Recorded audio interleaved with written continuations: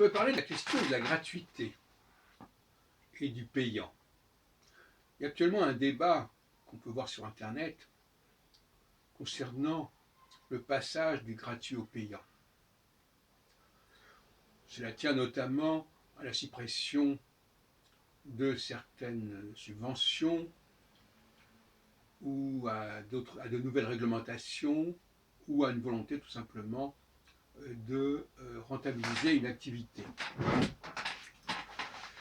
Le fait est que dans l'esprit des gens,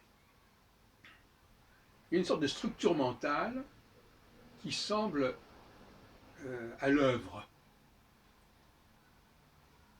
Ce qui est gratuit, ce qui est payant.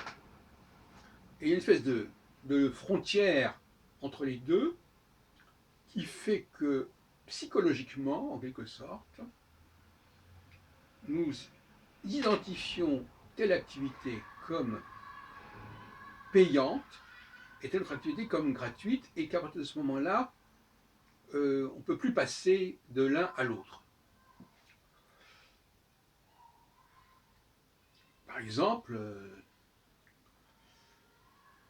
il est normal de payer un produit. Quelqu'un va acheter un sandwich, il trouve normal de le payer. En revanche, s'il va à une réunion, il y a une discussion, il peut considérer que c'est gratuit.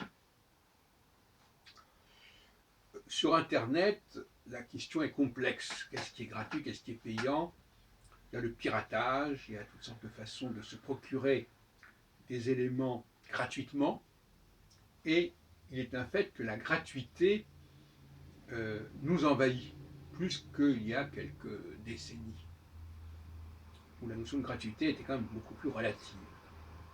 Maintenant, il y a beaucoup de choses qui sont gratuites, et les gens, ils en font, ça fait partie de leur mode de vie, de leur mode de pensée, de savoir que sur tel et tel point, c'est gratuit. C'est gratifiant de savoir que telle chose est gratuite. Et c'est frustrant, à contrario, d'apprendre que ce que l'on croyait gratuit ne l'est pas.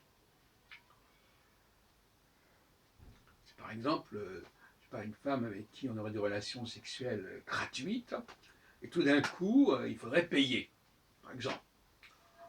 Ou des gens à qui on demande des conseils, et puis c'est gratuit, et puis un beau jour, on leur dit, non, maintenant c'est payant. Mais il faudrait psychanalyser cette question-là. Quelle est cette dialectique du gratuit et du payant? Comme si notre vie était structurée de cette façon. Par exemple, il y a des gens qui, quand ils vont au concert à Paris, ils ne vont voir que des concerts gratuits, entrée libre, avec éventuellement participation aux frais subsidiaires.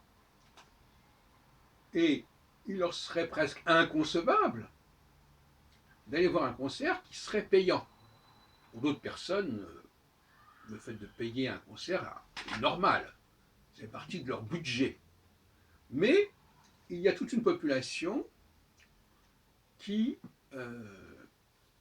considère qu'il y a un droit à la gratuité. Un droit à la gratuité. Par exemple, il y a des gens qui ne dépensent jamais d'argent pour se nourrir, et qui considèrent que il y a les restaurants du cœur et que c'est gratuit. Et bon, etc. etc. Donc il y a un schéma mental de ce type qu'il faudrait quand même essayer d'analyser sociologiquement et psychologiquement. D'où ça sort, cette idée-là, d'où ça vient. Par exemple, on pourrait penser que ce qui est au sein de la famille est gratuit, quelque part, et qu'en revanche, dès qu'on sort de la famille, c'est payant. Par exemple, autrefois, lorsqu'on demandait à un enfant ou à une épouse un service ou un travail, c'était supposé gratuit. La femme au foyer faisait les choses gratuitement. L'aide ménagère, en revanche, il faut la payer. Donc il y a un schéma là qui pourrait éventuellement, mais c'est une piste de recherche, être lié à la question de la structure familiale, ce qui est au sein de la structure familiale et ce qui est en dehors. Voilà, à vous de voir.